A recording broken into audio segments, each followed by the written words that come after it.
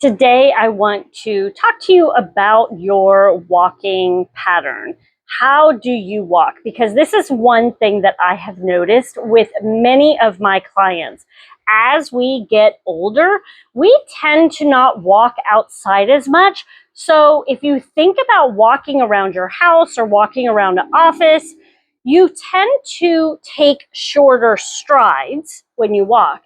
And what happens when you take shorter strides is you're losing your natural gait pattern. So think about how you move in your everyday life, and are you walking a longer stride or a shorter stride? Because if you're walking a shorter stride, you are at an increased risk of moving more into a shuffle as you get older. So today I want to talk to you about a few things you need to focus on to help you work on lengthening your stride so you have stronger glutes, stronger feet, and have less tension in your hips. So most of my clients are in the aging population, and what I have noticed over time is that many of them tend to have shorter strides and start to shuffle their feet. So if this is something you do, I want to help you get back to lengthening your stride.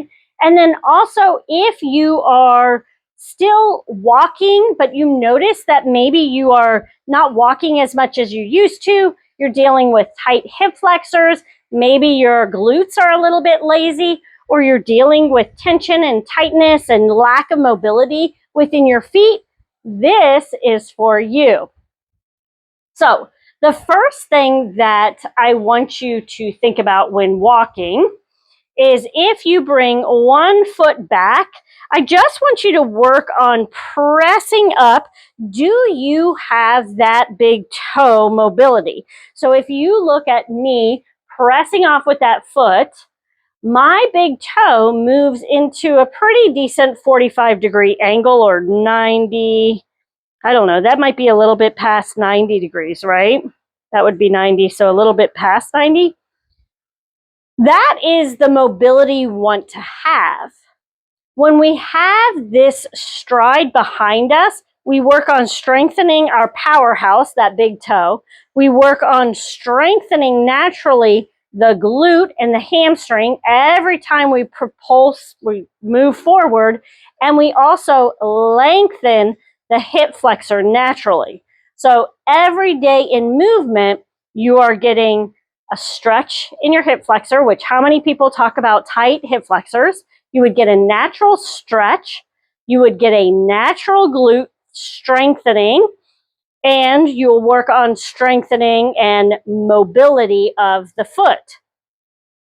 So what I want you to think about is when you go for a walk, instead of these short strides, I want you to think about stepping a little bit wider, lengthening up, and pressing off through that big toe. And you'll notice how your glute fires on. And I actually had a client mention to me today, which I think this is a great way to think about it, is as she steps through, she imagines her foot velcroed to the floor and she has to push off the floor, and you'll feel how that fires on that hamstring with every single walk. So my goal is always to help people move better throughout their day so that you don't have to spend so much time in the gym, but you can find ways to move and work on strengthening in a natural way. So not only am I stretching my hip flexor as I walk, I'm strengthening my glute as I walk, and I'm getting the mobility I need in my foot and ankle along with my big toe. This is difficult for you. I want you to work on these three things. First, you're going to bring your leg back and you're going to bend into that front knee. Make sure that you can always see the toes over out in front of the knee. You don't want to drive that knee too far forward. Bend. Think about squeezing that glute, hold it here. See, are you able to press that ankle down, or I'm sorry, that heel all the way down to get that length through the backside. If this is an area of tension tightness, just work through this where you're gently pressing that heel down towards the floor gently. We don't want to do anything too aggressively to kind of let the body know it's safe. You may need to do calf stretches and things like that. If you're noticing that you're having difficulty with this, let me know so I can kind of guide you as to what you should focus on next. Then what you're going to do is think about pushing off through that back foot, making sure that when you do this, you're going straight forward. So you're not like pushing off this way. Or one thing I notice is people will have their toes turned out. We don't want to do that. You want to try to guide that foot straight forward. The other exercise that you can do as well is come forward and a little lift. That's going to get some glute activation in there as well. Forward and lift. If you need to hold on to something, you can do that as well.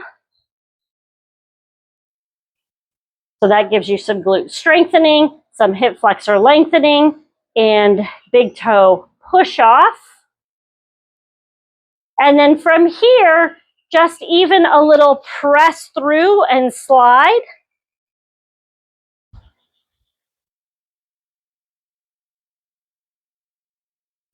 And that can help as well. So let me know how you did with this. Was there anything that you noticed was tight, difficult?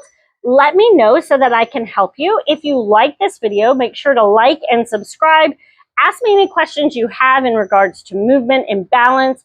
And then you can always head to balanceandmovement.com so that you can learn how to work with me more, get more movement snack style exercises every month to where you can start to work through different movement patterns so that you can feel stronger and more secure in your everyday life.